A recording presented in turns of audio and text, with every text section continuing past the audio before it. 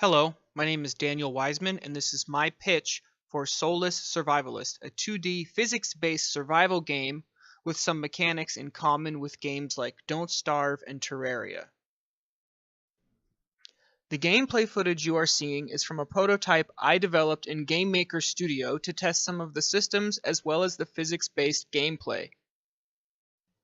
In this game, you play as a maintenance droid whose ship has broken down in deep space while the pilot is in cryosleep. While Soulless Survivalist has similar mechanics and systems, it sets itself apart in some key ways. First, it has a physics-based game world, and also the player must manage the pilot's stats as well as their own. I believe these differences set it apart enough to make the game idea novel. In the main gameplay loop, the player must manage resources such as their own power and fuel, as well as maintaining the pilot's cryopod power and nutrients.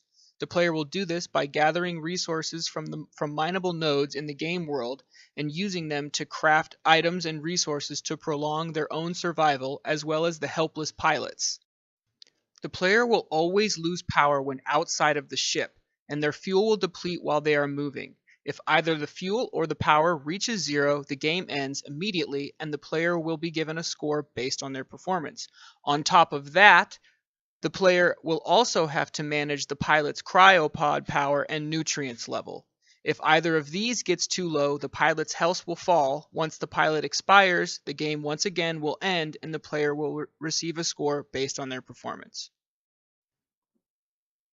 The player's power will fall faster when they are mining and they're using their thrusters to move, while the pilot's power and nutrients will fall at a steady rate always. The player needs to mine and explore to find enough resources to support both the droid and the pilot, even though this will make their own stats fall faster. The droid can be refilled from anywhere in the game, but the player will need to return to the ship in order to add power and nutrients to the pilot, so situational awareness is required at all times. The other main challenge to the player is that asteroids will randomly generate in both random locations and moving random directions. These asteroids will damage both the player and the ship if they collide with either.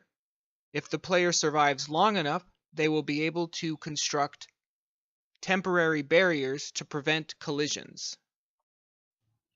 The items that recharge the player's power are the same items that recharge the cryopod power, and the biomaterial that can be made into fuel for the player can also be broken down into nutrients for the pilot.